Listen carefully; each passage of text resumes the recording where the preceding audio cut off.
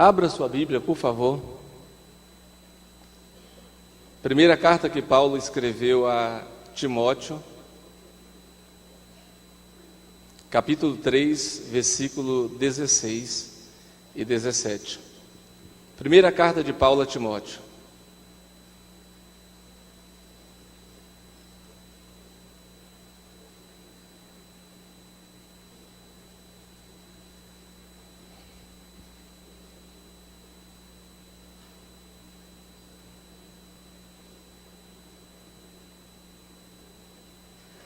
Todos já encontraram aí o texto? Versículo 16 diz assim: toda escritura divinamente inspirada é proveitosa para ensinar, para redarguir, para corrigir e para educar em justiça. Educar em justiça, para que o homem de Deus seja perfeito e perfeitamente instruído, ou habilitado, ou competente, ou qualificado, ou apto para toda boa obra. Certeza que é 2 Timóteo? Então é isso mesmo. Meus queridos, é costume nosso, logo depois que lermos a palavra, já entrarmos na exposição da mesma. Mas hoje eu gostaria de fazer um agradecimento especial. Eu sei que eu preciso agradecer aos meus pastores, que me apoiam muito mais do que eu preciso, me ajudam bastante, pastor Jorge, Josué, pastor Edmar, e agradecer a amizade do pastor Jeremias, o prefácio do livro dele, com certeza vai me ajudar a vender bastante, viu? O prefácio chegou na hora certa e aí vai nos ajudar. Mas eu quero agradecer a irmã Lívia Lopes, aquela mulher alta que estava aqui em cima, viu?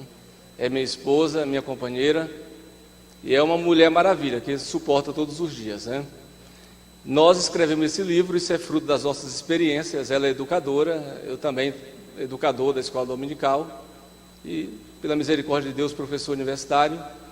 E a gente juntou as nossas experiências e pensamos em professores, pensamos em escola dominical, pensamos em superintendentes, pensamos nos alunos, e daí surgiu a necessidade de escrevermos um texto para atender os irmãos.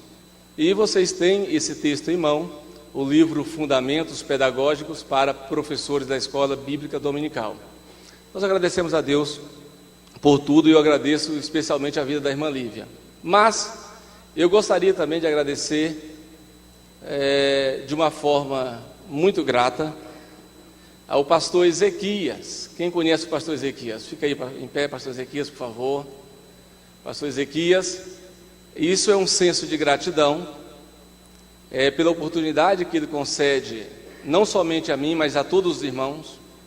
Pastor Ezequias revolucionou a escola bíblica dominical aqui da sede e vai mudar a história da escola bíblica dominical de todo o Ministério Vila Nova.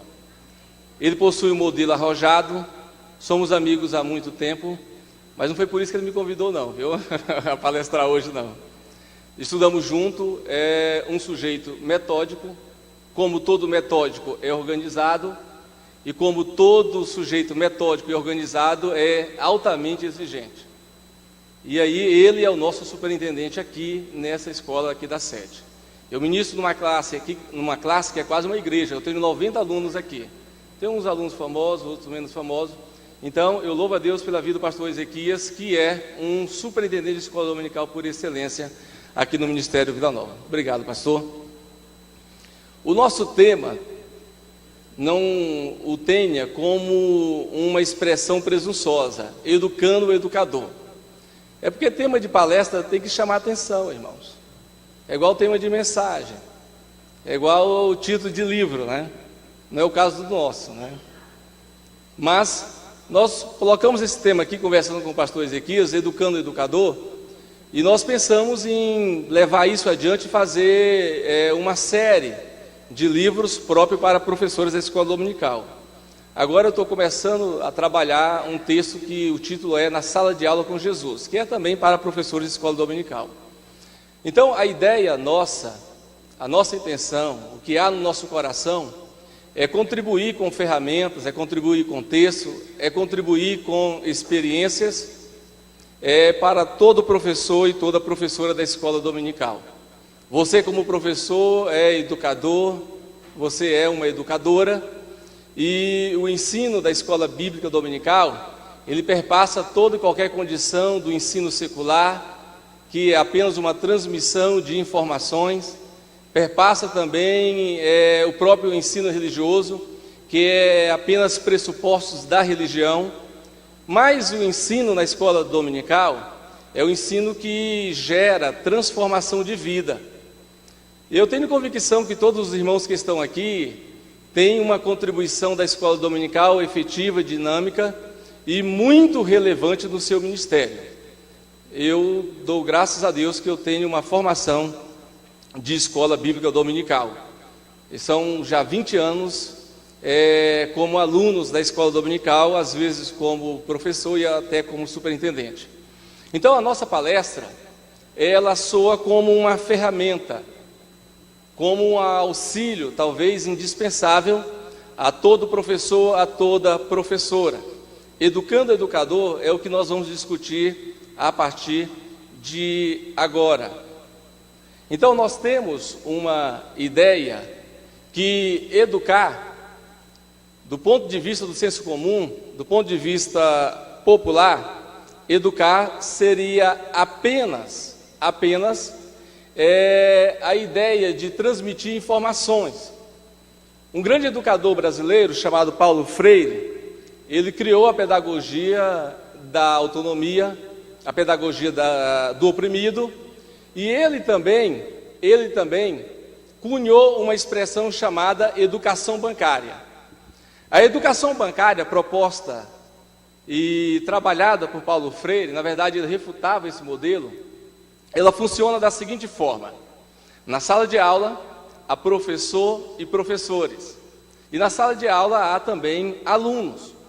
A ideia dele é o seguinte: o modelo antigo de professor é aquele professor que se posta diante da sala e ele apenas ele vai transmitindo conhecimento, porque ele é o próprio dono do conhecimento.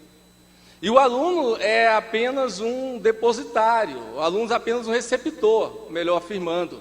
Ou seja, o professor fala, o aluno ouve, o professor transmite conhecimento e o aluno recebe. Esse modelo, ele está em desuso. Esse modelo, ele não tem mais eficácia. Hoje nós aprendemos dialeticamente. Hoje nós aprendemos através de perguntas, de respostas, de dúvidas, de questionamentos. Hoje nós aprendemos através de mecanismos mais eficientes e mais coerentes para o aprendizado. Então, um escritor chamado Lécio Dorna, aquele que escreveu o livro Socorro, Sou Professor da Escola Dominical, e o outro, que o título é Os Inimigos da Escola Dominical, ele diz que o retrato atual da escola dominical é o seguinte: salas vazias, professores desmotivados e alunos desinteressados. É o tríplice retrato da escola bíblica dominical, segundo o educador batista Lécio Dorna. Você pode repetir comigo? Vamos lá? Salas vazias, professores desmotivados e alunos desinteressados. Eu não sei se essa tríplice, esse reflexo em 3 dimensões tem alguma coisa a ver com a sua escola dominical. Eu não sei se a escola dominical que você frequenta, quem sabe tem um professor que às vezes o ensino dele é como disse o educador fluminense Hamilton Werneck: o professor finge que ensina e o aluno finge que aprende. Eu não gosto muito de tocar neste tema, porque eu já encontrei algumas dificuldades em ministrar essa palestra que eu ministro há muito tempo. Peguei um recorte do título do livro e montei uma palestra sobre isto aí. Mas o certo, irmão e irmã, é que a escola bíblica dominical, ela precisa de ajuda, talvez até de socorro. Às vezes nós já ouvimos falar de pessoas que trocaram a escola de domingo e às vezes eles vão para um recreio ou para um piquenique lá no parque. Outros trocaram a escola de domingo e substituíram, quem sabe, por uma visita a um museu, alguma coisa. O certo é que se a escola dominical não for no domingo, ela não será mais escola dominical. Não estou trabalhando a ideia que não pode tirar a escola dominical no domingo. Mas o que a gente tem como preocupação, como ponto de partida, é que a escola dominical ela precisa melhorar. E a escola dominical, quando melhorar, os alunos serão cada vez melhores alunos, melhores pais, melhores filhos, melhores obreiros, melhores jovens, adolescentes, melhores adultos. Agora, só vai acontecer essa melhoria se o professor se qualificar. Essa melhoria só vai acontecer se o professor se despertar para a realidade do tipo de ensino.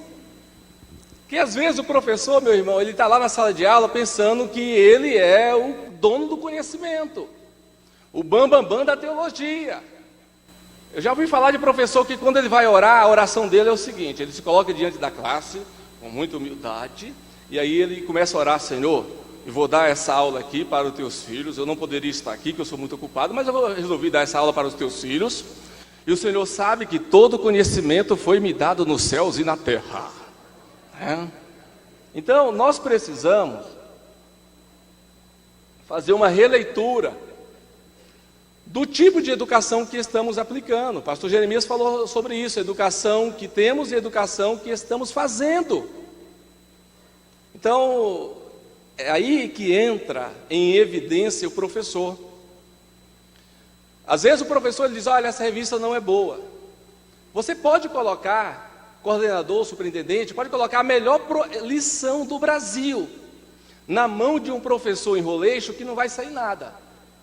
Pode colocar também a melhor lição que você tem notícia de escola dominical na mão de um professor embromeixo que não vai resolver, irmãos. Mas também eu gostaria de parabenizar jovens que estão aqui, que são professores, adultos que estão aqui, que são professores e professoras, porque às vezes nem sempre o material que você tem é aquilo que você esperava, mas você tem conseguido fazer a diferença.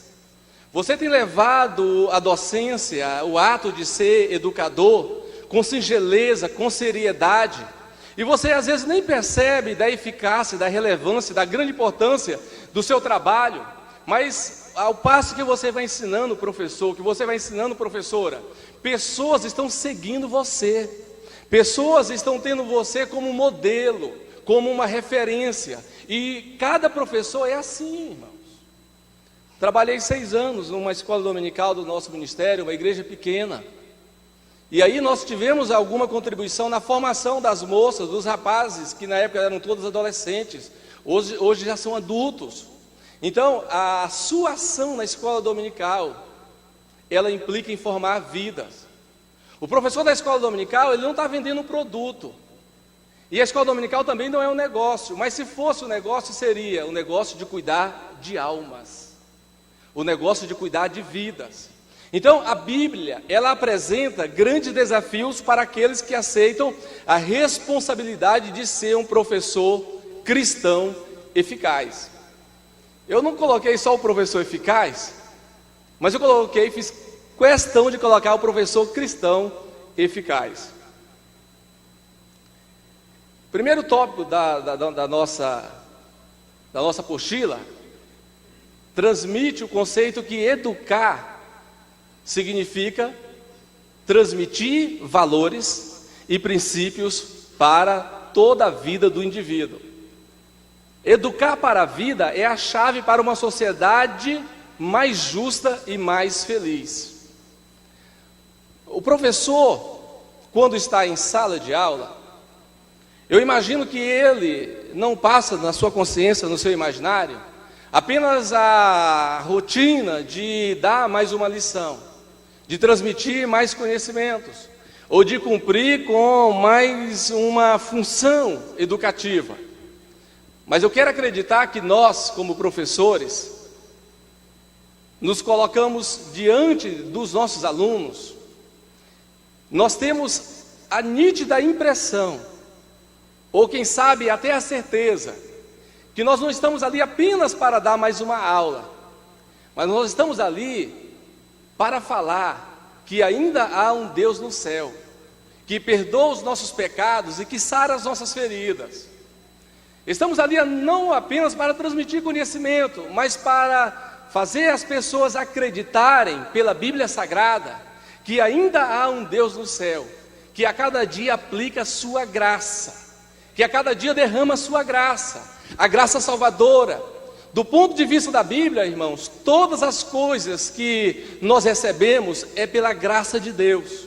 Você está aqui pela graça de Deus. Você é professora pela graça de Deus. Você é superintendente pela graça de Deus. Você ainda ensina pela graça de Deus. Você ainda tem conteúdo. Você ainda consegue ver, às vezes, alunos chorando, ficando alegres pelo conteúdo, porque isto é a graça de Deus. Então, educação cristã trabalha com princípios norteadores da vida do indivíduo. Segundo tópico, mas o que é educação cristã, hein? Educação cristã é o processo de ensino-aprendizagem. A gente ensina e aprende ao mesmo tempo, irmãos. Quando a gente vai ensinar, nós temos que ir com um coração de diácono, porque o ensino é uma diaconia. Quando ensinamos, nós estamos servindo as pessoas. Quando ensinamos, nós estamos dando oportunidade para as pessoas serem mais felizes, para as pessoas se aproximarem mais de Deus. Então, a educação cristã acontece dentro desse processo. A educação cristã começa no dia que Deus entrou na sua história. E ela vai encerrar no dia que Ele glorificar o seu corpo e te levar para estar para sempre com Ele. Porque a educação cristã ela é processual. Processual. Na nossa experiência, trabalhamos como coordenador dessa instituição aqui e também como coordenador de pesquisa e extensão da Faculdade Faifa. E o que a gente sempre está transmitindo, insistindo, ensinando, é que o professor ele não pode se acomodar. O professor não pode confiar só naquele bacharelado, naquele mestrado, naquele curso da PEC. O professor ele tem que cada dia se esforçar, cada dia sentir a necessidade de aprender mais. Nós enganamos a nós mesmos quando pensamos que estamos prontos, quando pensamos que sabemos de tudo. Educação é um processo, irmãos. Começa no dia que você nasce e no dia que vai terminar no dia que você morrer. É um processo para a vida inteira. Talvez, se a gente não perceber isso, ficaremos obsoletos, retrógrados. Aí rapidinho, aquele rapaz novo convertido que está animado, está lendo a Bíblia, está interessado, e aí ele vai estudar, daqui um dia ele pode nos substituir na escola dominical, e a gente vai passar muitos anos, quem sabe um dia talvez para recuperar o nosso lugar. Então o professor precisa se burilar. Romanos 12 diz assim: se é ensino, esmere-se no ensino. Se é ensino, que haja dedicação no ensino. Olha, professora e professor, superintendente da escola dominical, eu quero dizer uma coisa carinhosamente para você. Se você não investir no teu ministério de educador, de professor, quem é que vai investir? Se você não investir no seu ministério, na sua vida de professor, quem é que vai investir? A responsabilidade de buscar conhecimento, de pesquisar, de buscar a graça de Deus, a consagração para a nossa vida, essa responsabilidade é nossa. Então, é um processo de ensino e aprendizado, ou aprendizagem, proporcionado por Deus através de sua palavra, pelo poder do Espírito Santo, transmitindo valores e princípios divinos. A educação cristã é a melhor educação. Educação cristã não é doutrinação secular. Educação cristã, ela tem como parâmetro, como pressuposto, como ponto de partida, como estrutura, como base a Bíblia Sagrada. Então a educação cristã é isto aí. A dimensão da educação cristã, qual é a magnitude? Quais são as implicações da educação cristã? Até onde vai a educação cristã? Qual é o seu alcance dimensional? A educação cristã não se limita somente à escola dominical, mas também está relacionada com todo o viver do cristão. A vida toda, meu irmão, você vai precisar se alimentar. Durante toda a sua existência, você vai precisar o tempo todo de aprendizado, de conhecimento. Então, a escola dominical, ela é essa agência de ensino. O pastor Antônio Gilberto, ele fala que a escola dominical ensina enquanto evangeliza e evangeliza enquanto ensina. Quando Robert Reis, lá na Inglaterra, a escola dominical tem como marco fundante ali, né? Através de Robert Reis, começa com crianças, e aí a escola dominical fica cheia de crianças, e por um bom tempo só tinha crianças, depois começa a aparecer os pais, os parentes dessas crianças, ou seja, a escola dominical ela começou com crianças, os adultos tomaram de conta, viu? E aí ele trabalhava evangelizando, divulgando, fazendo o marketing, o merchandising da escola dominical. Ele, como jornalista, ele tinha um espaço, um programa de rádio, ele divulgava. Você, coordenador, divulgue esse trabalho que você é responsável. Você, professor, use as redes sociais, Facebook, MSN, Orkut quase morto, mas ainda existe.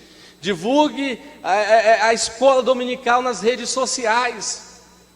Faça a divulgação da mesma, através de e-mails, através de cartazes.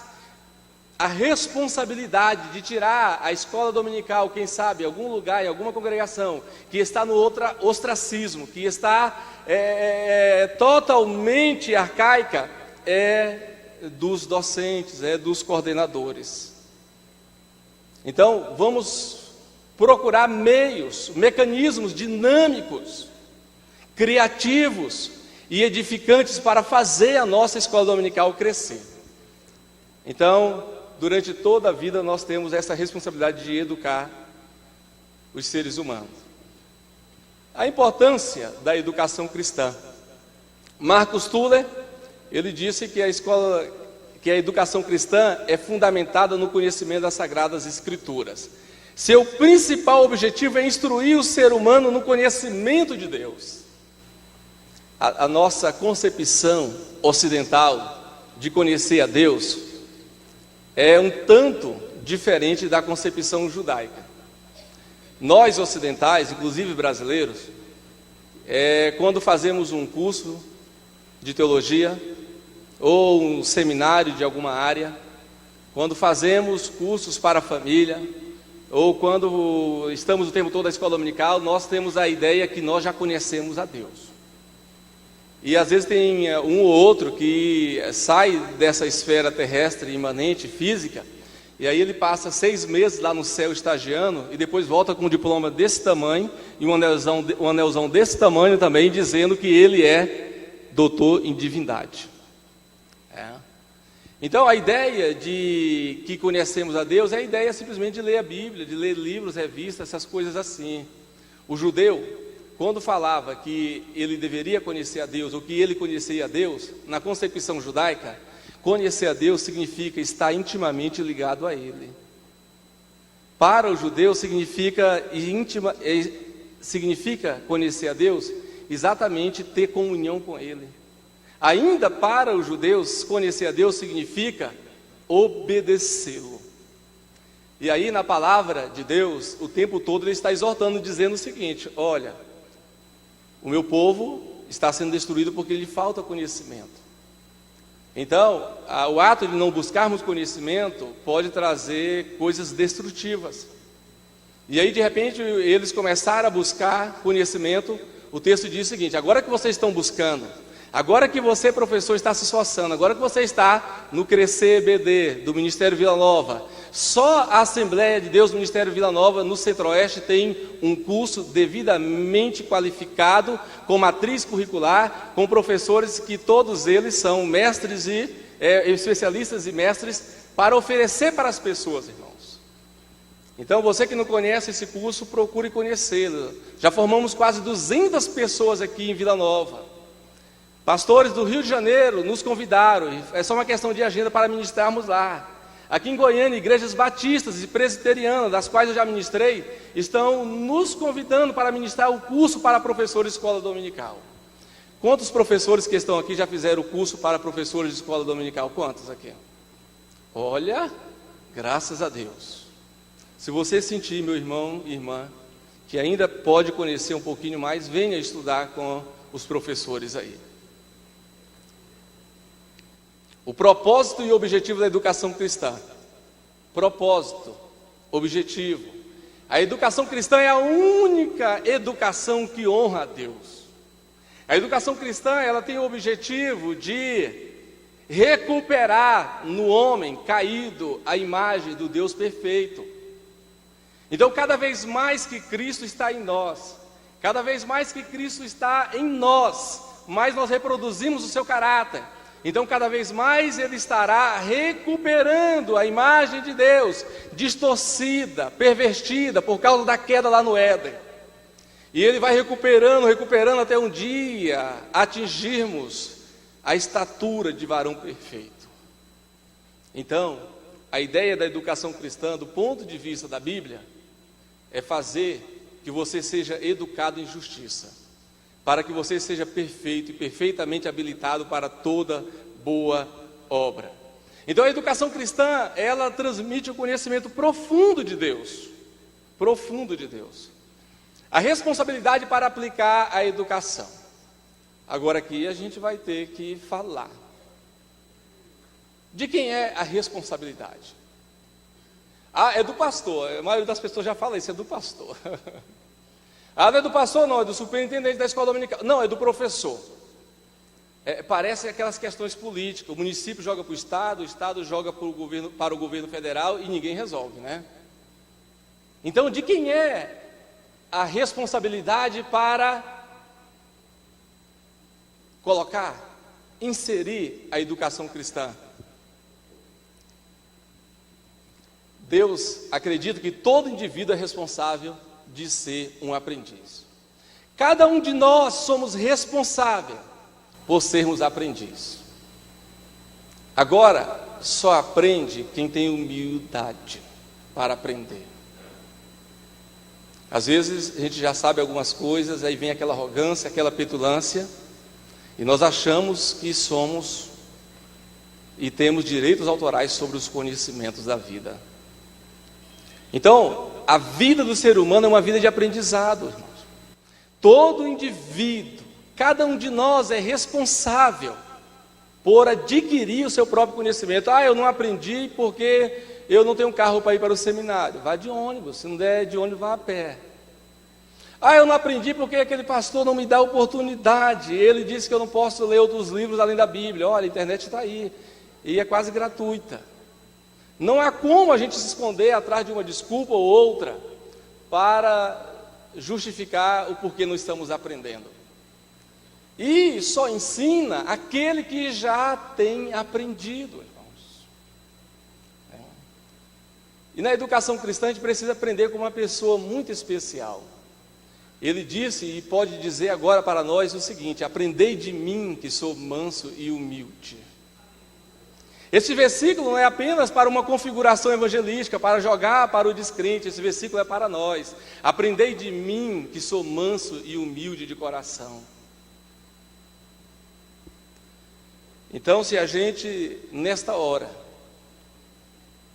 fizermos uma autorreflexão e descobrirmos, como eu descubro todos os dias, que eu tenho muitas deficiências, que eu descubro a cada dia que absolutamente eu não sei quase nada. E aí a gente, se fizer essa reflexão, a gente vai respeitar aqueles alunos lá na escola dominical. De uma vez por todas a gente vai parar de enrolar, de embromar. Nós seremos professores, irmãos, altamente capacitados pelo próprio Deus, professores relevantes, professores que construirão uma história dentro da história da vida do aluno. Faça isso. Busque conhecimento, busque sabedoria, busque intimidade com Deus. Então, a primeira atribuição de responsabilidade em inserir a educação é nossa, é sua, é de todos nós. Cada um de nós devemos fazer isso aí. E depois, os pais são responsáveis diretos pela educação dos filhos. Pedagogia judaica diz: ensina a criança no caminho em que ela deve andar. O termo hebraico lá, que vai explicar, o texto diz: ensina a criança no caminho em que ela deve andar, e quando tiver mais velha, não se desviará dele. A terminologia hebraica para desviar não é o que nós comumente falamos. A pessoa saiu da igreja, está desviado.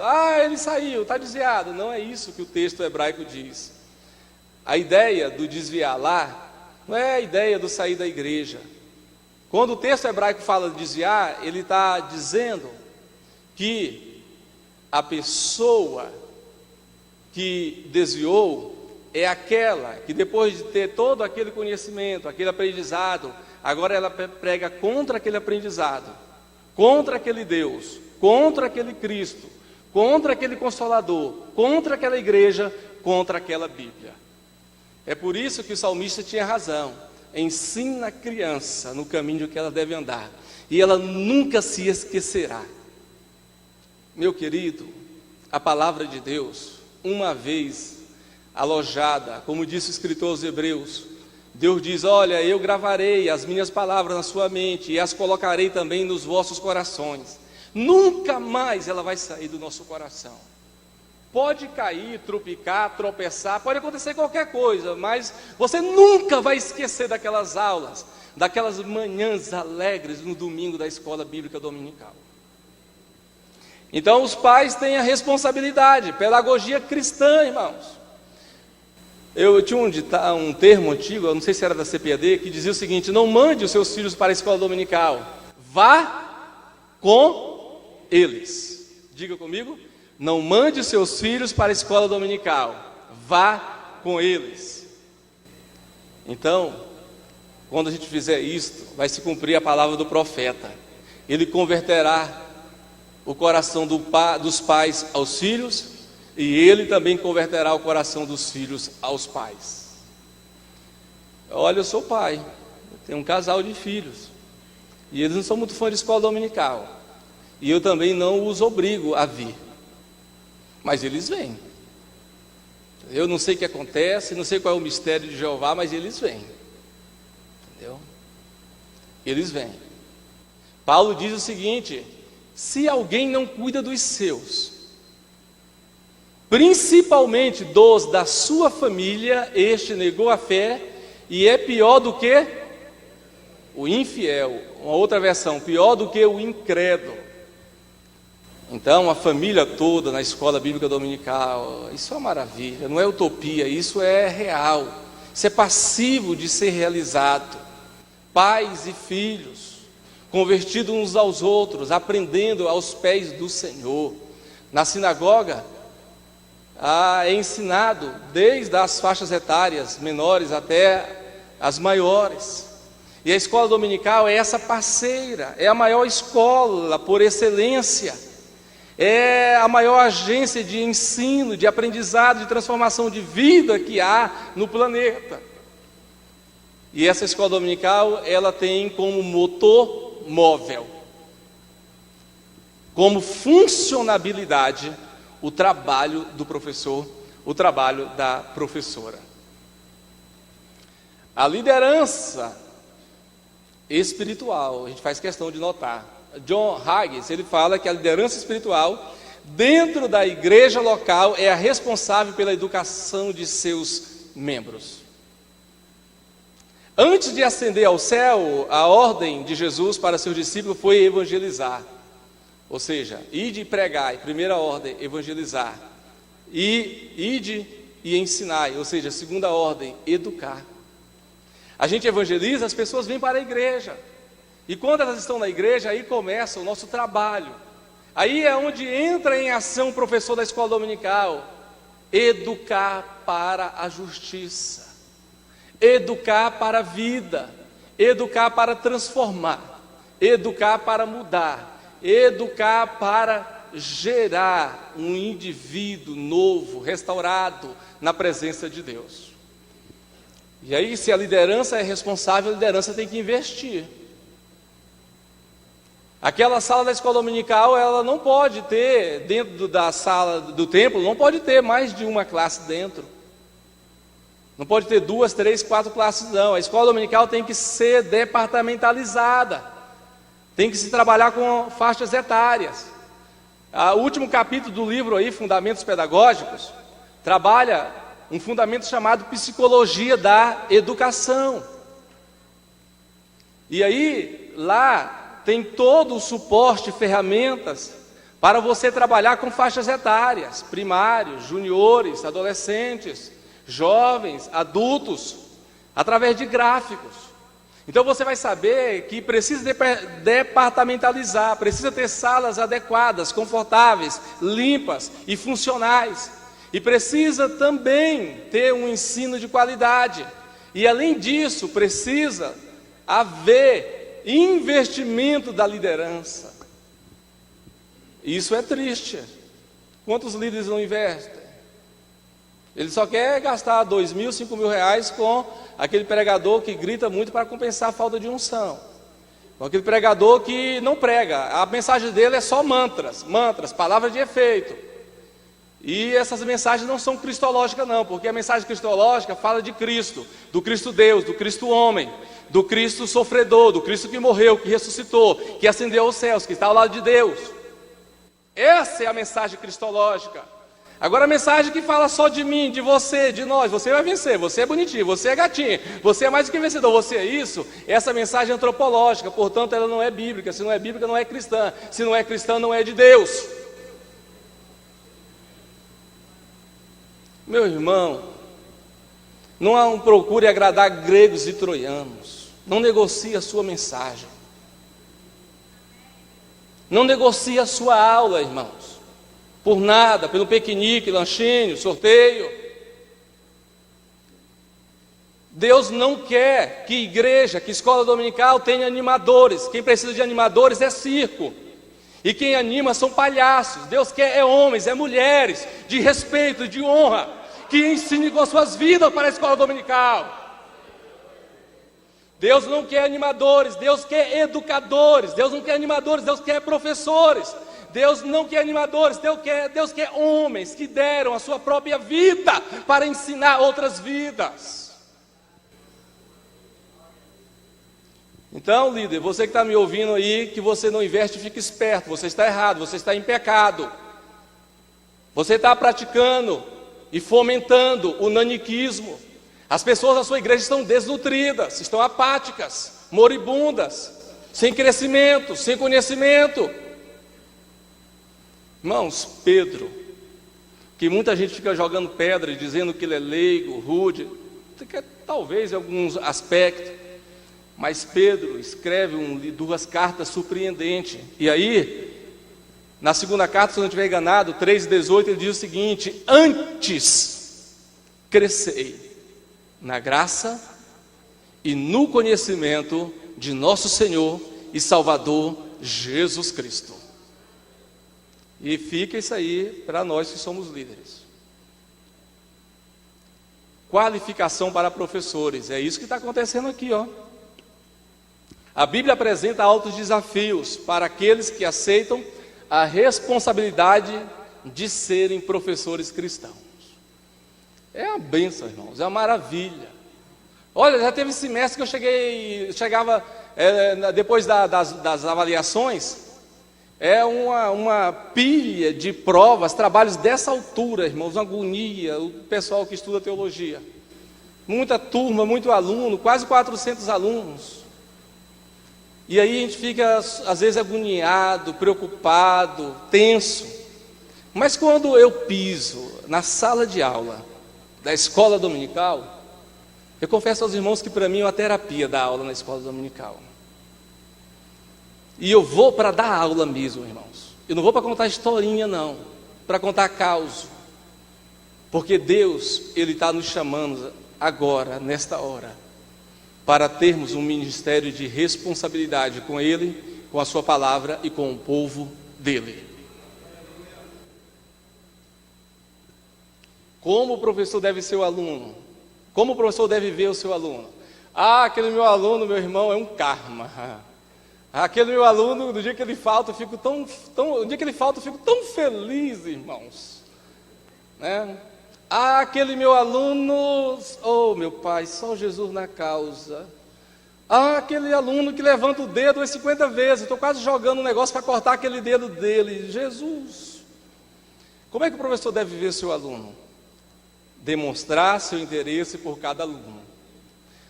Irmãos, às vezes tem algumas pessoas aqui, para não dizer que 20 ou 30% são meus alunos em faculdade e seminário aqui em Goiânia. Eu estou vendo a carinha deles tudinho aqui, ó. Talvez eles nem acreditem nisso, porque eu sou professor linha dura. Eles dizem isso. Mas eu me acho tão bonzinho. A minha mulher me acha tão bonzinho. Os meus filhos me acham tão bonzinho que eles nem acreditam que vocês me acham linha dura, né? Eu não sou linha dura não, irmãos. Eu só entro na sala de aula para reprovar os incompetentes. Só isso só, viu? Não sou linha dura. Linha dura foram os meus professores, foram comigo, linha dura. Você lembra, Ezequias? Olha, meu irmão, tinha professor que pensava que a gente não tinha o que fazer, né? Cada mês era um resumo de um livro de 300 páginas, meu irmão.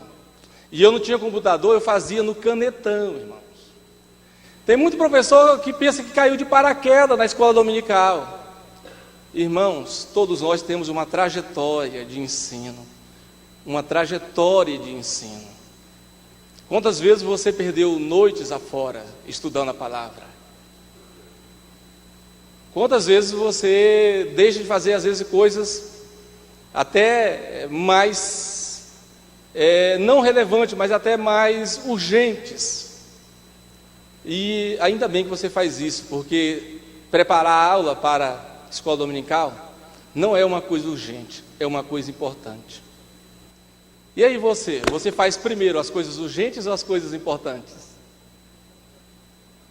Olha, seja honesto. Eu acho que no geral a gente faz as urgentes, é ou não é? Mas faça as importantes. Interesse por aluno, em cada aluno como um indivíduo diferente. Interesse em seu sucesso, compartilhando sua fé na capacidade de cada um. Tem uma senhora aqui que ela me acompanha há 18 anos. E é uma pessoa que nos viu nos primeiros passos. E eu fico muito feliz em tê-la nessa noite aqui, porque ela faz parte dessa trajetória da gente. Ninguém cai de paraquedas, irmãos. Houve uma construção na sua caminhada, como houve na minha, como haverá na nossa, como há na nossa. A cada dia Deus nos dá a oportunidade de aprender com as pessoas. Quando a gente entra na escola dominical, irmãos, nós entramos com a oportunidade única, singela, ímpar, de aprender. Nós, professores, não entramos naquela sala de aula só com aquele pensamento: eu vou ensinar, eu vou arrebentar aqui hoje. Hoje eu vou entrar no profundo e no escondido, meu irmão. Hoje eu vou só na filosofia, na antropologia, pedagogia, soteriologia, ramartiologia, antropologia, eclesiologia, soteriologia. Hoje eu vou só nas gias. Aí o cara chega lá, meu irmão, pensando que vai arrotar forte em cima dos irmãos. Meu querido, A gente aprende tanto com os irmãos na sala de aula, principalmente com aqueles mais simples, leigos, a gente chama de leigos, né? Mas são seres humanos, que ficam tão felizes com aquilo que você ensina. Às vezes você não tem noção, irmão, mas aquela pessoa entrou naquela escola dominical arrebentada, mas de repente ela te ouviu e Deus juntou os cacos e formou ela. Ela entrou lá faminta, Deus alimentou e ela tem mais espaço, mais tempo de caminhar um pouco mais com o Senhor. Escola dominical é isso, irmãos. Escola dominical não é para dar show, não. Escola dominical é para entender que o Deus que permite que aqueles alunos estejam lá é o Deus que é soberano e é pai de todos aqueles alunos ali. Se você afrontar um deles, você está afrontando o pai deles. Estamos encerrando. Como o professor deve ver o aluno? Nas igrejas é comum o ensino tradicional, em que o aluno não é o centro do ensino. O centro do ensino não é o aluno, não, irmão. O centro do ensino é a minha bagagem teológica. O centro do ensino é o meu aglomerado de palavras, é a minha voz fina, elegante, é a minha classe em falar. Isso é o centro do ensino. O centro do ensino sou eu mesmo. Não é, irmãos. Eu não sei até quando você vai continuar enganando a si mesmo. No ensino tradicional, acontece que o aluno não é o centro do ensino. E por isso que muitos alunos iniciam o ano da escola dominical, mas no trimestre seguinte não frequentam a escola dominical. Isso acontece, não acontece? Não tem, nesse programa aqui no Praise, não tem como colocar esse quadro. Você tem aí na sua apostila o quadro 1? Tem? Ensino tradicional e ensino? No ensino tradicional, o aluno é valorizado pelos aspectos intelectuais. No ensino moderno, o aluno é um organismo inteligente que sente e age em um meio social. No ensino tradicional, aprender é memorizar ou repetir. O Vilarinho, ele diz que no ensino moderno, aprender é resolver problemas. Você não pode ficar na sala de aula como aquele professor que fica vendendo comida fast food, conhecimento pronto, enlatado. Dê só as ferramentas para os alunos, irmãos. Ele deve buscar, pesquisar e se virar para ter conhecimento. Dê as ferramentas para eles. O centro da atividade escolar é o ato de ensinar.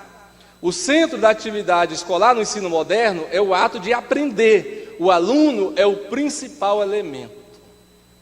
No ensino tradicional, a conduta do docente é autocrática. Tem professor, meu irmão, que se você falar que ele está errado, acabou o ensino. Se não acabar o ensino, ele vai lá e vai enforcar você. Vai puxar o seu cabelo, ou então ele vai para casa humildemente, você questionou ele, você disse que não era bem assim, mas quando o professor fica humildezinho na sala de aula, humildezinho, mas quando chega em casa ele diz: Senhor, Senhor, tu sabe que teu servo foi humilhado. Senhor, tu sabe que o nome do teu servo foi colocado na lata de lixo. Ele não está nem aí com o nome de Deus, mas com o dele ele está. Senhor, eu quero te pedir que, segundo a tua misericórdia, o Senhor é o dono da justiça, a justiça te pertence, a vingança também. Senhor, manda aquele anjo, com aquela espada enorme, afiada, que corta os dois lados, corta a língua daquele aluno. Jesus, abençoa ele, Jesus, aquela irmã fofoqueira, Pai, faça que ela coma 2 quilos de pimenta malagueta e a língua fique daquele jeito. Jesus, dá um jeito. Então não é assim não, irmãos. Tem professor que ele não pode ser. Esse professor, os irmãos sabem que está fora de moda. Inclusive eu, quando ajo assim, a minha mulher está lá. Olha, não é assim. Hoje eu tenho a minha esposa para me falar assim. Antigamente eu tinha um irmão, irmãos, lá na igreja do Recanto das Minas Gerais, um indivíduo lá chamado pastor Adinaldo. Terminava o ensino, os irmãos falavam: Reginaldo, você arrebentou, você matou a pau. E eles chegavam: vem cá, Reginaldo, você não matou a pau não, você falhou aqui, falou que devia o que não devia. E ele está aqui sorrindo para mim, esse irmão. Mas eu não estaria aqui se eu não tivesse aceitado as críticas dele. Então, no ensino moderno, já entrando para o encerramento, a conduta do docente é democrática, irmãos. Dê oportunidade de participação, de interação, de dialética, de discussão. Jesus, irmãos, onde ele estava, tinha muitas pessoas discutindo com ele. O pai da filosofia, o Sócrates, onde ele estava, nas praças, nas ruas de Atenas, tinha centenas de jovens rodeando ele. Os jovens faziam 1000 perguntas para ele durante o dia, ele respondia com outras 1000 perguntas. Só que ele respondia perguntas com outras perguntas, é interpelação. Então, a cultura é estática. No ensino moderno, a cultura é dinâmica. No ensino tradicional, valoriza-se o educando como ser individual. No ensino moderno, valoriza-se o grupo, considerando-se o educando como indivíduo social. Tipo de ensino moderno e tradicional. Qual que você prefere, hein? É o tradicional ou o moderno? E o papel do professor? Você é um professor do tipo tradicional ou do tipo moderno? Lembre, irmão, que esses conceitos aqui, tradicional e moderno, não são meus. A fonte está indicada aí na sua apostila, é do Vilarinho, educador respeitado no nosso país. E aí, dá para observar que no docente tradicional possui o saber e o dá já feito, ou seja, mastigado. Já o professor moderno promove o saber, ensina a aprender. É eutagogia, Aprender a aprender. No docente, o professor tradicional possui autoridade, ou seja, tem tendência autocrática. O professor moderno cria a responsabilidade, tendência democrática. No professor tradicional, ele toma decisões por si. No moderno, ensina a tomar decisões. No docente tradicional, aplica normas rígidas, estabelecidas por si mesmo. E o moderno faz o grupo estabelecer suas próprias normas. Tradicional, fixa objetivos e faz planos. Moderno, propõe objetivos e planifica com o grupo. Tradicional, preocupa com a disciplina. Moderno, preocupa-se com o processo grupal. Tradicional, avalia só. Moderno, trabalha com o grupo. Tradicional, trabalha com indivíduos. Moderno, trabalha com o grupo. Tradicional, sanciona, intimida. E o professor moderno estimula, orienta e tranquiliza. Orienta e tranquiliza. Meu irmão, esse primeiro encontro de professores do Ministério Vila Nova é um momento de Deus para você refletir sobre a educação que você está fazendo, sobre o ensino que você tem desenvolvido, sobre a prática docente que você tem executado. Você não pode ir para a sua casa com a mesma mentalidade com a qual você entrou aqui, porque este encontro, eu acredito que ele estava agendado também, além da agenda do Ministério Vila Nova, mas na agenda de Deus para a sua vida. Curve a sua cabeça. Senhor, eu quero te agradecer pela vida de todos os professores, professoras, superintendentes de escola dominical. Deus, são teus filhos, são tuas filhas. Eu só quero te pedir que o Senhor os ajude nessa caminhada, nesse labor, na difícil e árdua tarefa de ensinar. Deus, toma em tuas mãos cada professor nessa hora, aqueles que estavam pensando em desistir da caminhada professoral. Não permite que eles desistam, meu Pai, mas renova as forças dele agora. Dá força ao que não tem nenhuma força, vigor ao que não tem nenhum vigor. Deus, eu te peço em prol daquele professor que às vezes não tem condição de sequer comprar um comentário bíblico, um dicionário. Entra com a tua providência na vida dele, meu Pai. O Senhor pode fazer que ele tenha uma biblioteca, ferramenta de pesquisa e de estudo. Eu quero te pedir, Senhor, em prol de todos os professores que amam a arte de ensinar, de todos os professores, meu Pai, que tem vocação, que sabe que Deus o impele diariamente para ensinar, para educar e ser uma peça fundamental na transformação de vidas para o teu reino. Deus, no nome de Jesus, toma este professor, esta professora, estes superintendentes em tuas mãos, em nome de Jesus.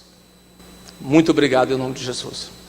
Na aula anterior nós terminamos falando daquela linha paralela que, em certo sentido, traz prejuízos à educação cristã como tarefa prioritária da igreja.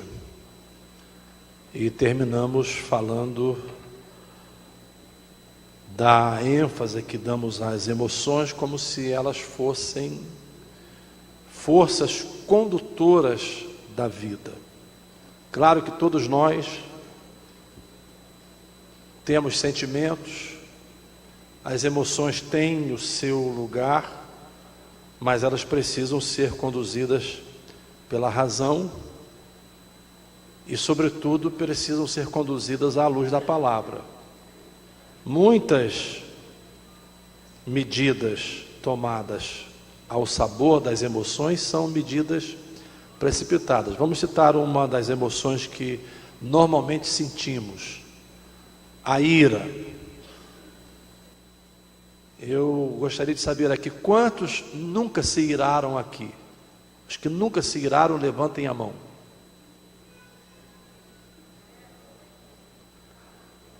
Eu pensei que alguém teria coragem de levantar a mão, porque a ira é um sentimento involuntário. Você dá uma topada, você se aborrece com alguém que está falando um pouco mais alto do que você, atrás de você, e você se ira. Mas a ira em si não é pecado, o pecado é a consequência dela. O apóstolo Paulo escreveu: irai-vos, mas não pequeis. Então nós não podemos ser conduzidos por sentimentos. Os sentimentos são bons, são necessários, mas eles precisam estar debaixo da nossa capacidade de reagir, debaixo da nossa capacidade de exercer domínio próprio, temperança, capacidade de exercer controle sobre as nossas ações e entender o valor da emoção na medida certa. Algumas pessoas podem dizer: pastor Jeremias, então não gosta de cultos efusivos. Gosto, sou pregador, mas pregador tem que pregar a Bíblia, tem que ter consistência naquilo que prega, de modo que o ouvinte ouça, entenda e reaja pelo que ouve, e não simplesmente pelas frases de efeito, muitas vezes usadas, muitas vezes empregadas. Quem produz efeito no coração é a palavra de Deus. Terminando essa última parte da aula anterior, então vamos entrar no tema deste horário, ensinando a palavra com amor. Eu acredito que a expressão que modifica o sentido do tema é com amor. Pode-se ensinar a palavra, mas ensiná-la com amor tem um sentido bastante diferente, tem um significado bastante distinto. Quando falamos de amor, e eu não vou entrar aqui no mérito de fazer nenhuma exegese, até pela questão do tempo, mas quando falamos em amor, nós estamos falando em procurar o interesse de outrem, e não o próprio interesse. Porque é nas nossas relações humanas, queiramos ou não, de maneira geral, as nossas ações são feitas sempre na expectativa de que elas sejam retribuídas. Às vezes até chegamos a dizer que são ações da benevolência desinteressada, não estamos na expectativa de receber nada em troca. E eu diria que eventualmente isso pode ser verdade. Não estou dizendo que não possa ser verdade, mas, regra geral, nossas ações esperam ser retribuídas. Principalmente, por exemplo, na área política. É o maior exemplo que temos. Na maioria das vezes, os políticos fazem, agem, se interessam, sobretudo quando as eleições se aproximam. Eles têm um coração muito aberto, generoso, mas o que ele espera das pessoas que são beneficiadas por aquilo que eles fazem? Eles esperam o voto. E isso não é errado, é a questão da justa retribuição nas relações humanas. Mas quando estamos tratando de amor, sobretudo do amor de Deus, e aqui eu tenho que entender que o que regula as nossas relações é o amor de Deus. Quando Jesus falou sobre isso, ele disse: um novo mandamento vos dou.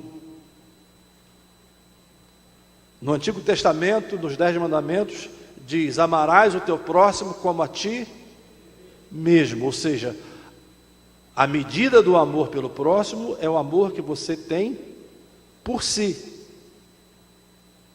Mas no Novo Testamento, Jesus ampliou esse mandamento. Ele diz: um novo mandamento vos dou, que vos ameis uns aos outros. Podem completar? Assim como eu vos amei, e para ser bastante claro, há um pleonasmo aí, assim como eu vos amei a vós. Então, na nova aliança, a medida do nosso amor é a medida do amor de Deus. E aí vem uma outra pergunta: mas como é que eu vou poder amar com o amor de Deus? Claro que você não vai ter a posse plena do amor de Deus, porque o dia que você chegar a esse ponto, então você vai destronar Deus do seu trono. Só Deus ama de maneira absoluta.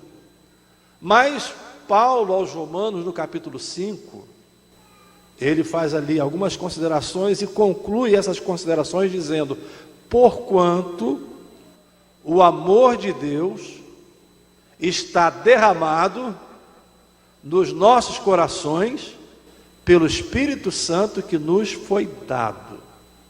Ou seja, nós podemos experimentar o amor de Deus na medida das nossas limitações, das nossas imperfeições, e fazer com que esse amor seja a força motriz daquilo que fazemos. Então, quando se trata de ensinar a palavra, nós temos que ter essa perspectiva, ou seja, nós temos que buscar o interesse daquele que ouve, o interesse do próximo, o interesse de outrem, e não o nosso próprio interesse. Já foi citado aqui várias vezes pelo pastor Reginaldo, e também, en passant, eu fiz alguma menção. Nós não estamos diante de uma classe simplesmente com essa filosofia de repassar informações, de tornar o aluno meramente um depositário. E há pessoas que gostam disso. Há professores que são, às vezes, especialistas naquilo que eu chamo de cultura inútil. Informações que não vão acrescentar nada na vida do aluno, mas para mostrar que sabem, para mostrar que carregam aí uma bagagem enorme de conhecimento, então são capazes de soltar o máximo de informação possível meramente para passar uma ideia de competência, de capacidade, e na verdade essas coisas não vão contribuir em nada para o crescimento, para o aprendizado do aluno. Então, em primeiro lugar, quando falamos em amor, nós pensamos no outro. E quando pensamos no outro, nós pensamos nas necessidades que ele tem. Quando pensamos no outro, nós pensamos de que forma nós podemos contribuir para que ele cresça, para que ele melhore. E na medida em que nós contribuímos para que ele cresça, para que ele melhore, para que ele se aprimore, nós também somos beneficiados. Porque nós crescemos, nós melhoramos, nós nos aprimoramos, porque é uma via de mão dupla. Como eu disse aqui no início, quem ensina é quem mais aprende. Não percam isso de vista. Quem ensina é quem mais aprende. Então é uma via de mão dupla. Quando nós nos interessamos pelo aluno, isso significa que o aluno é o objeto principal daquilo que estamos fazendo. É ele que importa. É o seu progresso que importa. É o seu crescimento que importa. É ele se tornar um homem de bem em todos os sentidos, ou uma mulher de bem, para ser politicamente correto em todos os sentidos. É isso que importa. Esse é o papel do professor, ou, usando uma nomenclatura que eu acredito mais apropriada, esse é o papel do educador cristão, que educa para a vida. Eu tenho aqui alguns pontos anotados no manual que os senhores receberam. Isso aqui, normalmente eu uso em conferências na área de escola dominical, e eu não vou tratar de todos os pontos. Mas eu quero entrar especificamente aqui no segundo tópico, o perfil do superintendente da escola bíblica dominical, porque ele, de certa forma, abrange o tema que foi proposto para esta segunda palestra e é expansivo também a todos os educadores, não só aos superintendentes, mas a todos os educadores. Nós temos aqui 7 subtópicos. Primeiro, é preciso que o educador, o superintendente, aqueles que são responsáveis pela área da educação cristã na igreja, amem aquilo que fazem.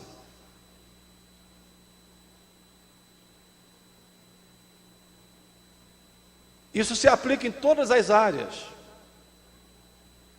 Tem pessoas que não gostam do trabalho. Eu já ouvi certas expressões, uma delas diz assim: se eu encontrasse quem inventou o trabalho, eu matava. Então você vai ter de matar Deus, porque Deus inventou o trabalho dignifica o homem.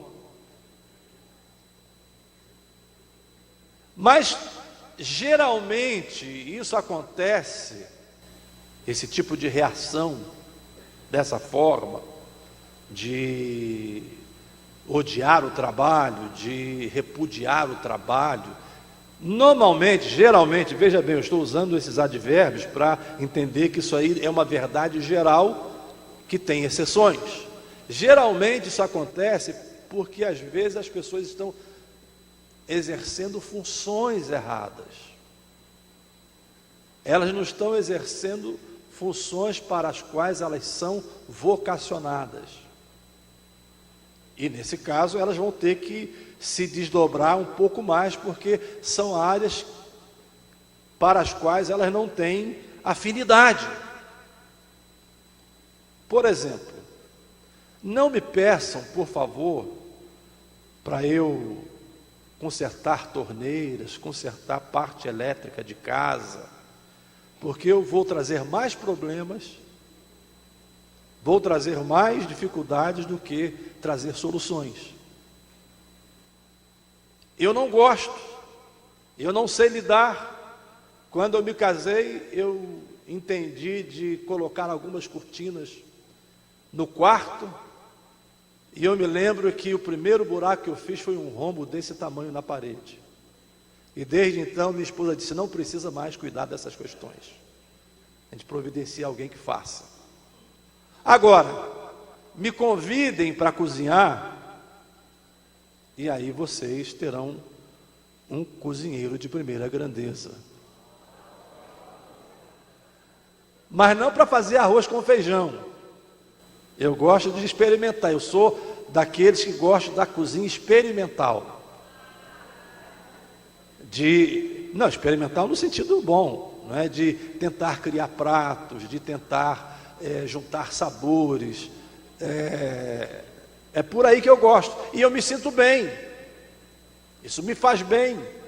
Terminar um prato e chegar, eu às vezes faço isso, termino, aí eu levo e ponho na mão da minha esposa.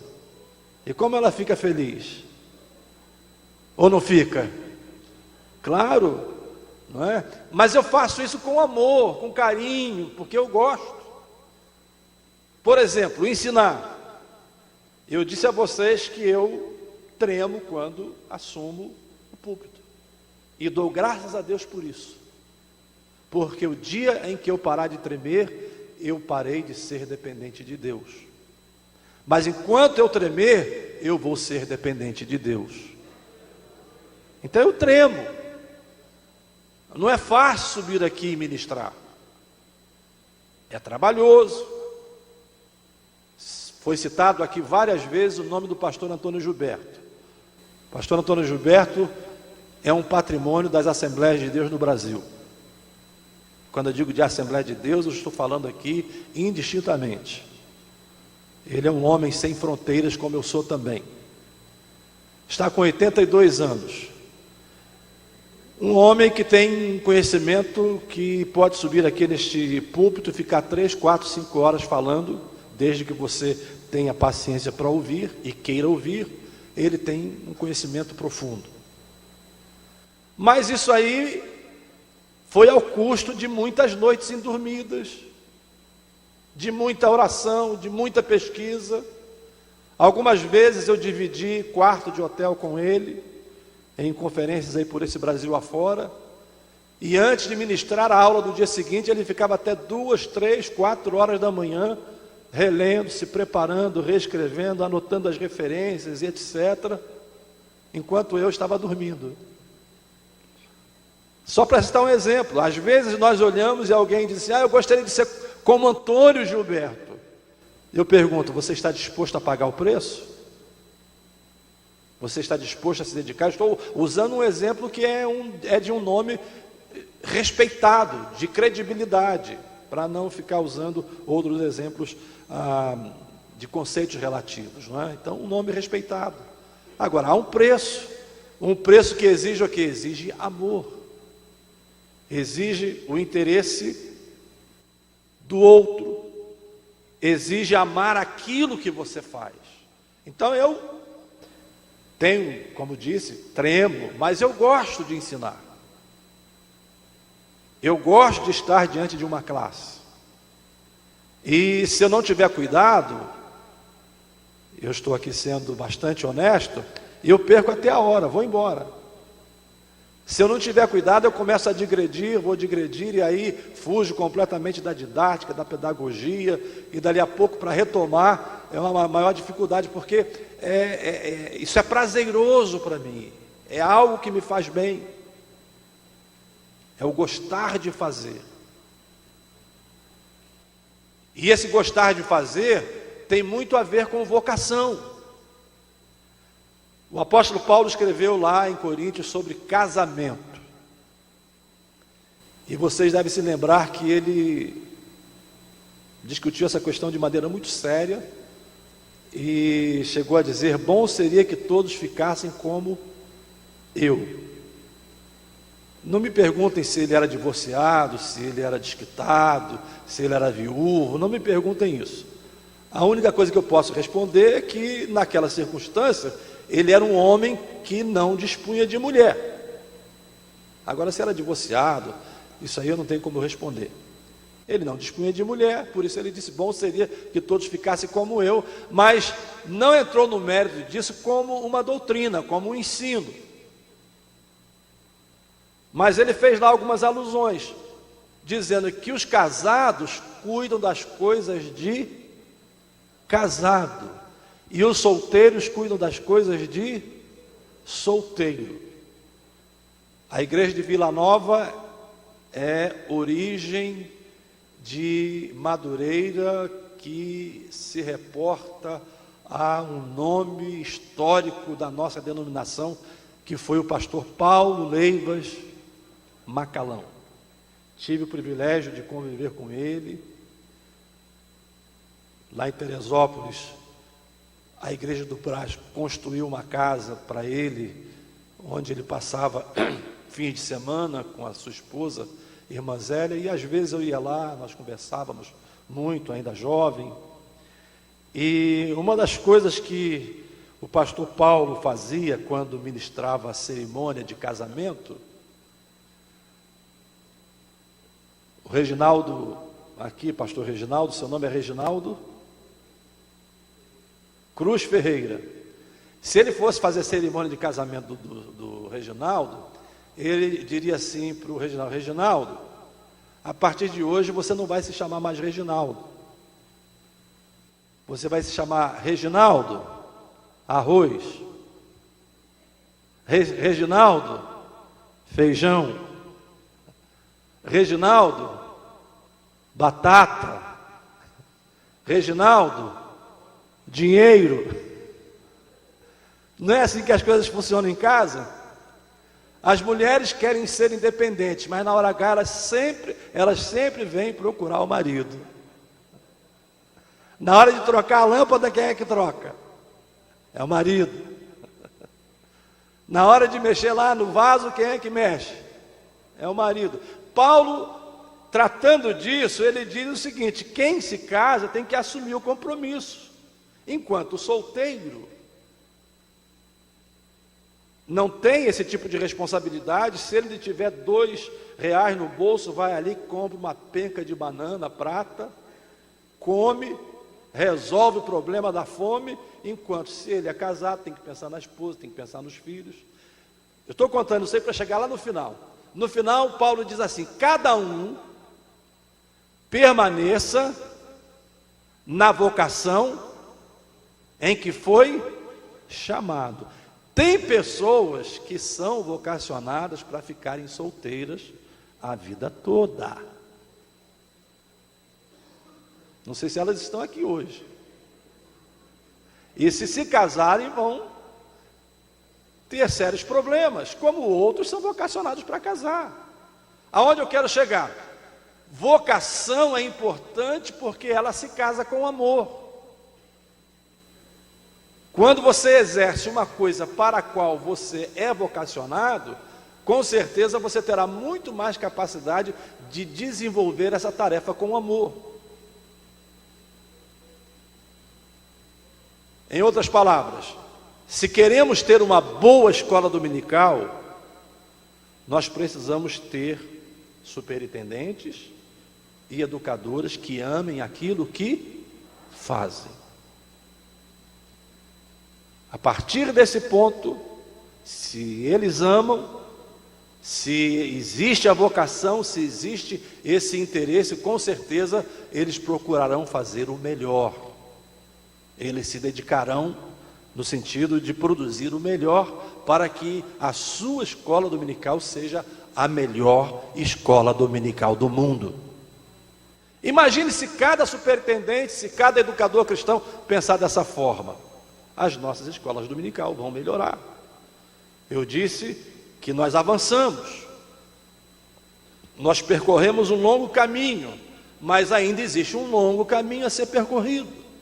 Por quê? Porque, em função do que eu disse na palestra passada, dessa ênfase distorcida do que significa ser pentecostal, nós valorizamos mais as reuniões que mexem com a emoção. E para essas investimos.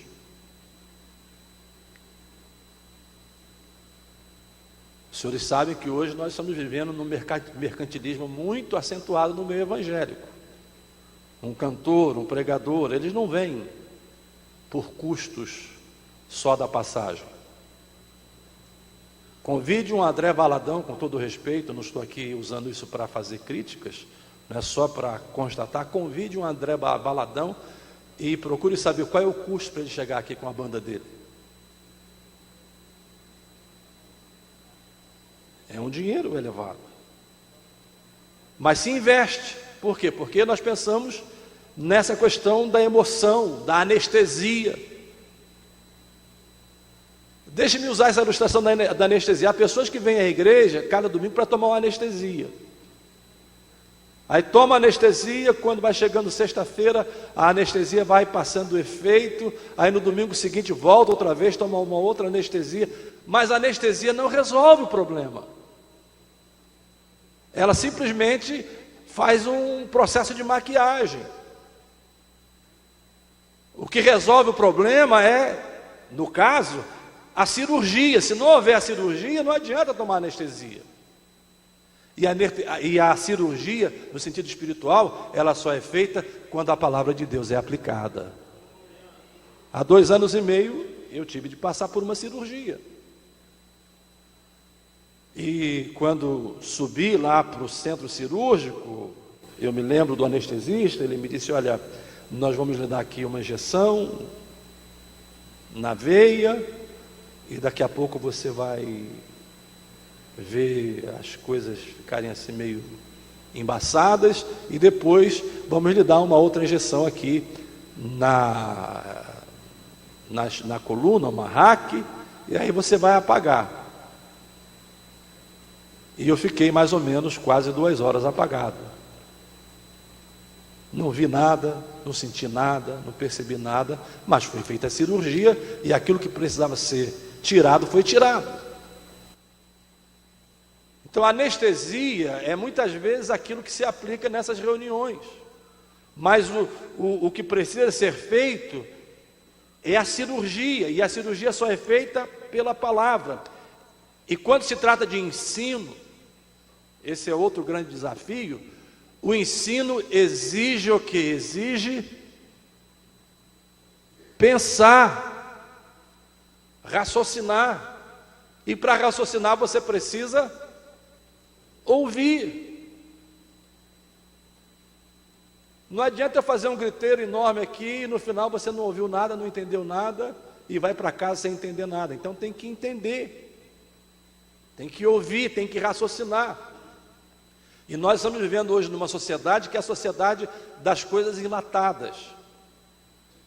Inclusive na área do pensar, nós queremos as coisas prontas. Nós queremos e pagamos para que outros pensem por nós. Mas essa cabecinha bonita que você tem de cearense, de gaúcho, de goiano, essa massa encefálica que você tem aí dentro, Deus lhe deu isso para quê? Para você pensar, para você raciocinar.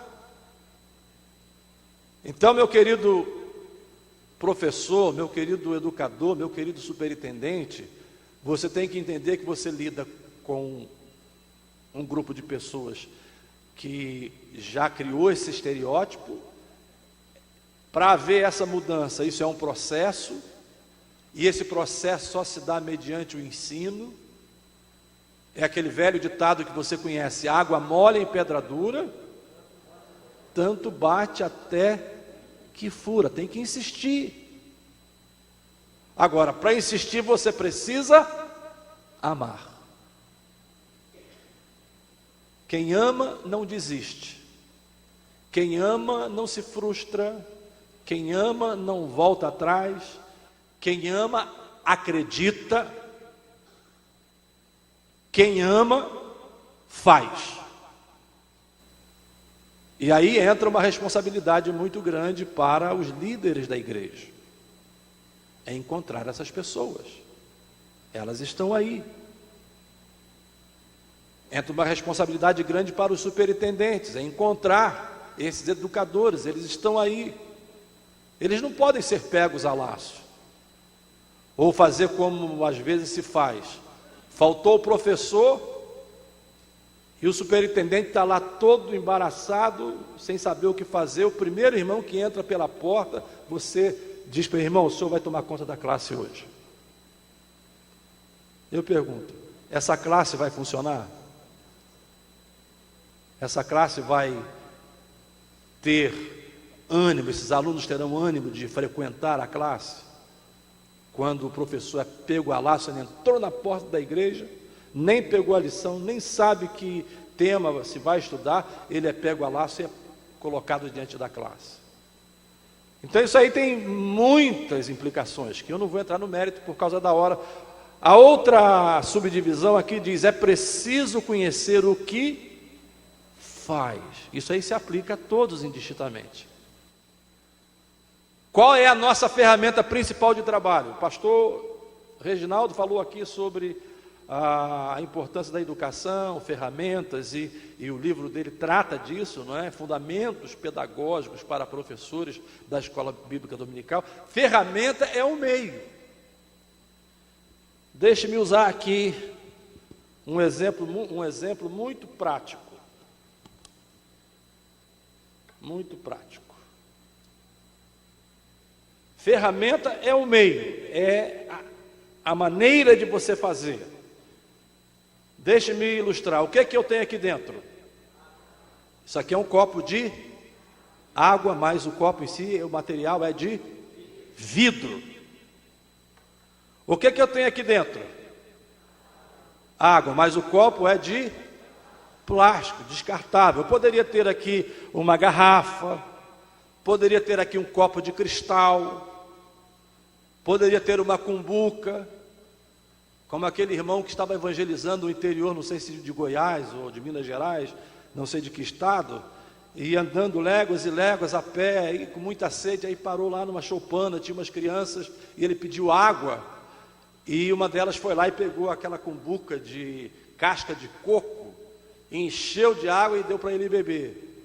Só que as crianças estavam melequentas, e ele pensou: poxa, essa cumbuca deve estar toda infectada de bactérias, etc. Aí viu um buraquinho embaixo, e ele disse: olha, eu vou beber água aqui por baixo, pelo menos eu evito aqui a borda da cumbuca.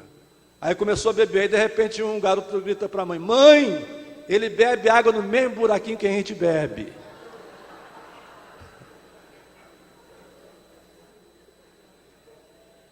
Mas a água estava numa cumbuca, não importa, o que tinha ali dentro era o quê? Água. Então, a ferramenta, ela pode ser melhor, pode ser pior, ela pode ser adequada a uma situação e inadequada para outra situação. Isso é tudo uma questão de aprendizado, e você, como professor, como educador, tem que ter essa capacidade de conhecer as ferramentas e saber como utilizá-las e aonde utilizá-las. Eu cresci em um ambiente de pobreza em que nós comíamos com a mão. Eu não sei se alguém aqui no passado chegou a experimentar isso, porque era assim naquela região. Aí você chega lá comendo em prato de porcelana, em prato de cristal, com colheres de prata, você não vai se identificar com as pessoas. Então, essa capacidade nós precisamos desenvolver, ou seja, conhecer o que faz, para você saber qual é a ferramenta própria, para você saber qual a estratégia própria, qual o método adequado. Por exemplo, eu estou aqui ministrando, não estou usando multimídia, deveria usar, mas por falta de tempo, não preparei, não estou utilizando multimídia, porque seria uma maneira de facilitar a interação. Eu estou usando o método narrativo. Mas se eu quisesse usar aqui, por exemplo, como ele citou o caso lá do Sócrates, dos filósofos do passado, do próprio Jesus, você tem aí na apostila, no manual, o último ponto, Jesus, o modelo do professor da escola dominical, os recursos que ele usava muito a interrogação, ele usava muito a interpelação. Mas se eu ficar aqui usando a interpelação, a interrogação, numa classe desse porte, o método não vai funcionar. Porque daqui a pouco vira uma balbúrdia, eu não consigo ouvir, um responde lá, outro responde lá. Isso é um método próprio para classes pequenas. Por isso é que se ensina, quando se fala sobre a estrutura de uma boa escola dominical é que uma classe não pode ter mais do que 25 alunos, para facilitar o manejo, para facilitar o uso dessas ferramentas, para facilitar o uso desses métodos que eu não posso usar aqui. Então, como é que eu estou tentando fazer a interação? Eu faço a interação, conto uma ilustração que esteja, não é contar a história por contar, não é você ficar contando uma história atrás da outra, mas há um conceito, e essa história vai segurar o auditório, então você conta, porque existe um vínculo da história com o conceito que você está ministrando. Não é pecado você contar. Jesus, entre outras coisas, ele usou as parábolas. As parábolas eram histórias, mas elas tinham um conceito moral. Quando você alegoriza as parábolas, você está cometendo um sacrilégio, porque as parábolas não têm esse sentido alegórico. Você tem que buscar o sentido moral das parábolas. Ele fez uso de parábolas, então não é pecado você contar a história, desde que as histórias estejam vinculadas, haja uma simbiose entre elas e o conceito que você quer ensinar.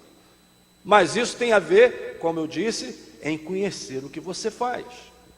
Número 3, é preciso ter boa interlocução pastoral.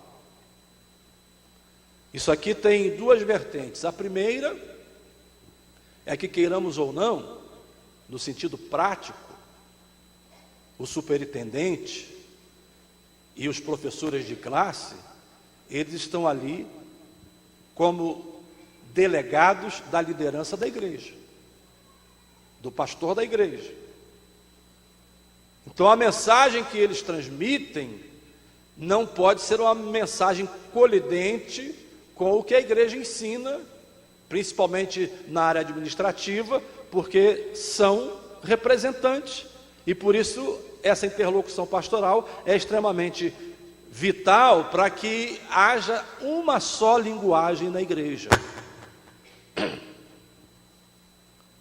Como é que você consegue, por exemplo, fragmentar um exército, fragmentar um povo, fragmentar um grupo? Quando você dissemina diferentes linguagens, quando as pessoas começam a dizer coisas diferentes. Isso é conceitual na Bíblia. Paulo, ensinando sobre dons espirituais, ele disse: se a trombeta, quem se lembra do resto?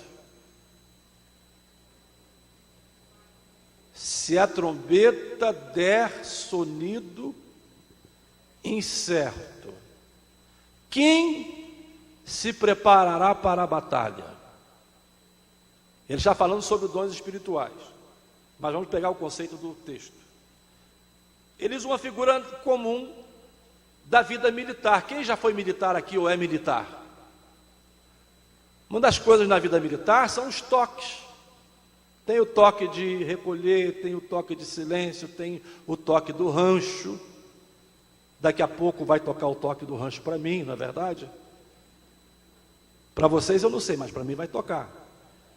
O toque do rancho é a hora de comer. Agora imagine o corneteiro chega lá, começa a tocar toques diferentes, começa um toque, passa para outro, passa para outro, passa para outro. Como é que os soldados vão identificar e agir, porque os toques são incertos, são duvidosos? Ou seja, isso fragmenta, isso divide.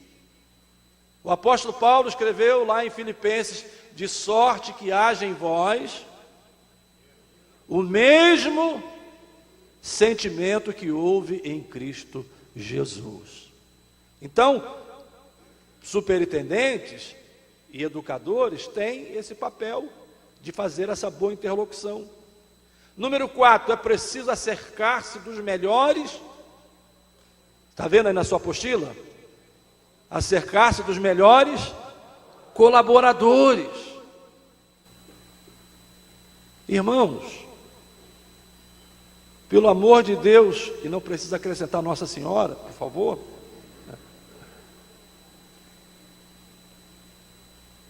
É interessante isso, porque às vezes as pessoas se convertem e vêm com a herança, né? E a herança custa a sair.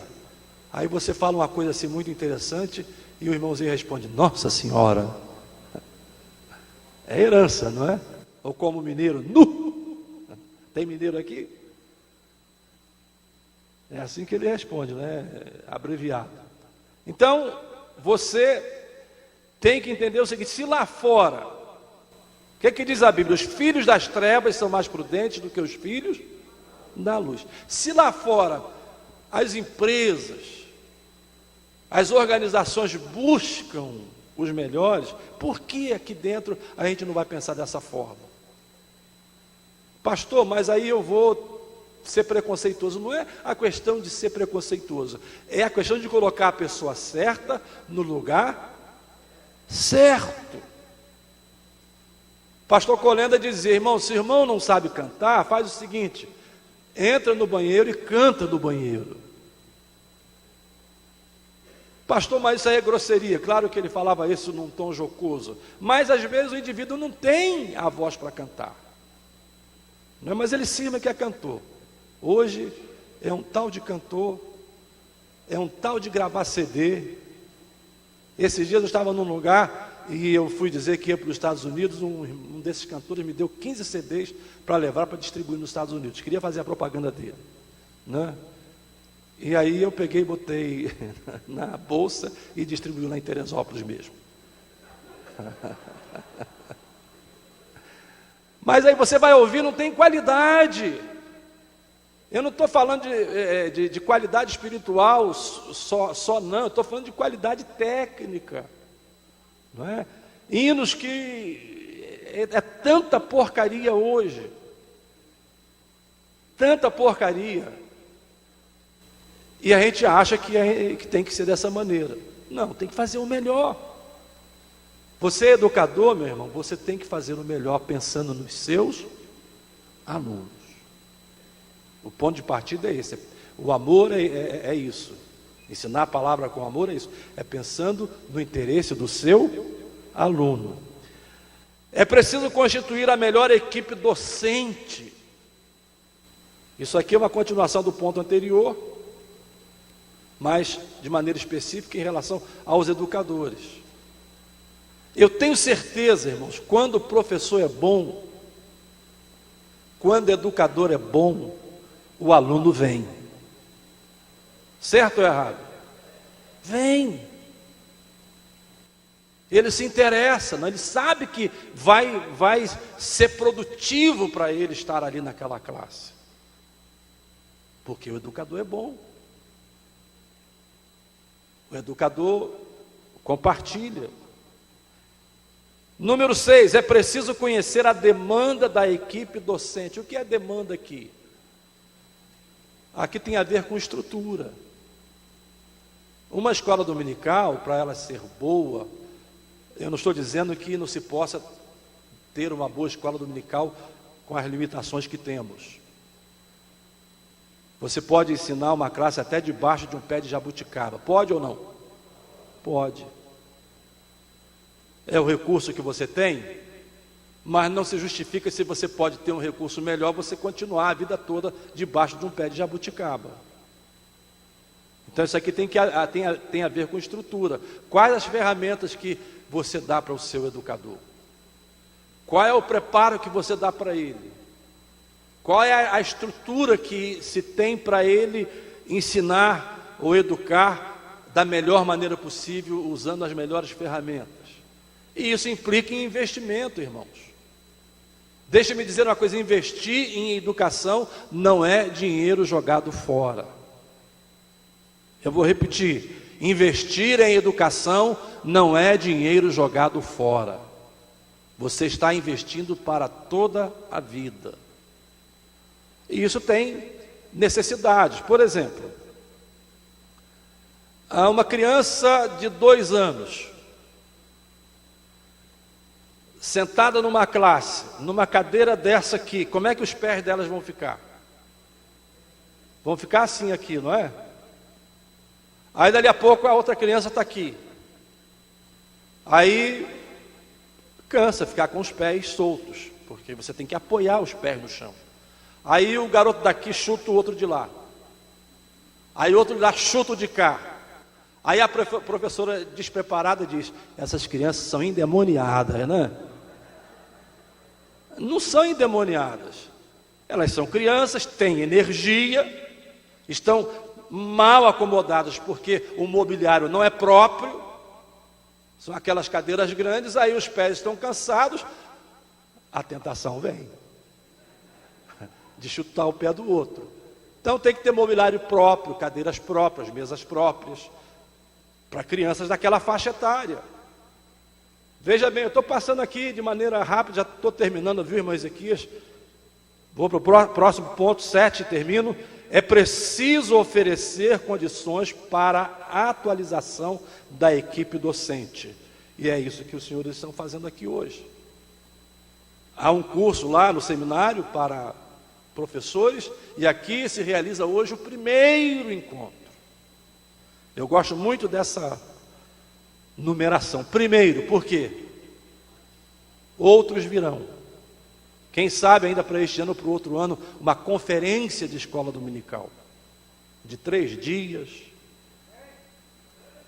3, 4 especialistas na área, com matérias específicas, começando de manhã, de tarde, de noite. Isso é possível ou não? Eu estou pronto para ajudar, não é verdade? Porque é disso que a igreja precisa. Uma igreja que estiver bem fundamentada aí, ela saberá reagir às heresias. E hoje, irmãos, como nós estamos sofrendo uma pressão forte de heresias que se infiltram e às vezes de maneira imperceptível, elas são aceitas e acatadas e nós não temos como reagir. Uma igreja assim, bem plantada, ela terá capacidade de responder de maneira apologética. O que é apologética? Apologética é a capacidade de você defender a fé, seja de maneira escrita ou de maneira oral, mas de forma articulada e lógica. É o que Pedro escreveu: para que possais responder, para que estás preparados para responder com mansidão acerca da esperança que há em vós. Uma igreja assim, ela será uma igreja que vai passar pelo avivamento, porque não existe avivamento fora da palavra de Deus. Não existe. Todo avivamento, pode estudar a história, pode buscar a história dos avivamentos, e você vai ver, todos os avivamentos começaram com a palavra de Deus.